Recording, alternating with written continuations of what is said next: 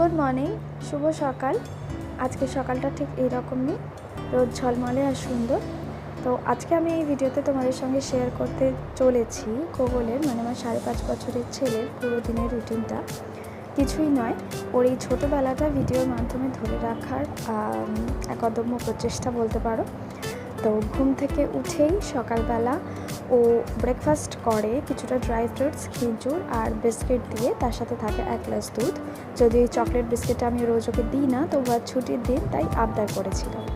Breakfast করার পরে ও 15 minute থেকে 20 মিনিট এদিক ওদিক ঘোরাঘুরি করার পরে পড়তে বসে। 1 ঘন্টা পড়াশোনা করে আবার একটু খেলে এবং মিড মর্নিংয়ে ও কিছুটা খাবার খায়। ঘুম থেকে ওঠে সকালবেলায় ধরো 8টার সময়। 8টার মধ্যে 8:30টার মধ্যে ওর যখন ব্রেকফাস্ট হয়ে যায়, তখন প্রায় 9টা 9:30টার দিকে একটু পড়তে বসে।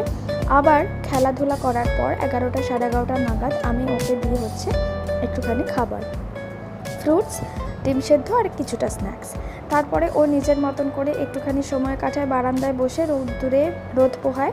কিছুটা মৌজ করার পরে স্নান করার পরে এটা ওর নিজের রেসপন্সিবিলিটি যে ও ছুটির দিনগুলোতে ওর গাছে জল দেয়, তাতে ওর জামা ভিজুক আর জল পড়ে মেঝে নোংরা হোক, কিন্তু ওর এই কাজটা ও নিজেই করে। আমিও ওকে করতে সবসময় এনকারেজ করি, কারণ এটা ভীষণ একটা ভালো হ্যাবিট। এরপরে দেখে নিচ্ছ আমাদের লাঞ্চ টাইম, এবং সেই লাঞ্চ টাইমে আজকে ছিল বাসন্তী পোলাও, চিকেন কষার চাটনি, যেটাও খুব আনন্দ করে খেয়েছিল। ও এখন নিজে হাতেই খাবার খায় মোস্টলি। লাঞ্চটা তো স্কুলেই করে, কিন্তু সেটাও ডিপেন্ড করে ওর ফেভারিট ফুড এটা কিনা সেটার ওপর। এবং এই দুপুরবেলাটায় যখন আমরা বাড়িতে থাকি, আমাদের খুব ভালো একটা হ্যাবিট, যেটা হচ্ছে আমরা গল্পের বই পড়ি। তো আমি কিছুটা পড়ে দিই, কিছুটা ও পড়ে, এভাবেই আমাদের অভ্যেসটা তৈরি হয়েছে। বিকেলবেলায় আমরা রোজ যাই কারাটে ক্লাসে। এটা 6টা থেকে প্রায় 7:30 পর্যন্ত হয়। ফেরার পথে কখনো কখনো আমরা একটুখানি পার্কে ঘুরে আসি, সেটা রোজ নয়, হয়তো কখনো কখনো ছুটির দিনে। সেরকমই দেখছো, আজকেও একটু ঘুরতে গেছিলাম খুব কম সময়ের জন্য। একটুখানি রিফ্রেশমেন্টের পরেই আমরা আবার বাড়ি ফিরে এসেছিলাম, কারণ বাড়িতে এসে তো খাবারও খেতে হবে, তাই না?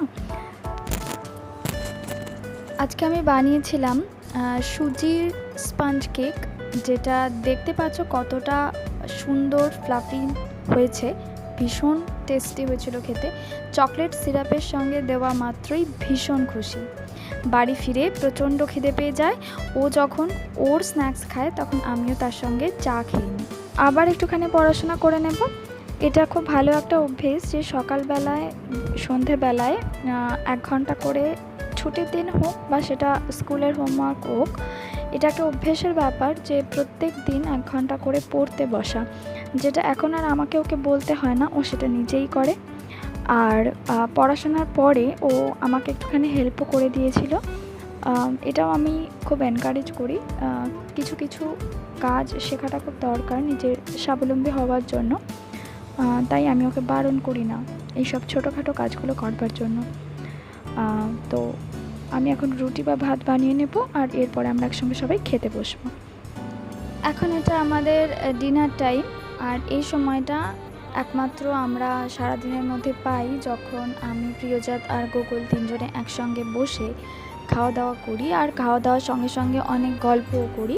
এখন আমরা বেশ টায়ার্ড আর অনেকটা রাতও হয়ে গেছে, চলো শুয়ে পড়া যাক। আমরা এখন আমাদের বিছানাটা রেডি করে নেব, সেটাও যদিও গোগলি করে। তো চলো, আজকের মতন এখানে শেষ করলাম। Bye bye.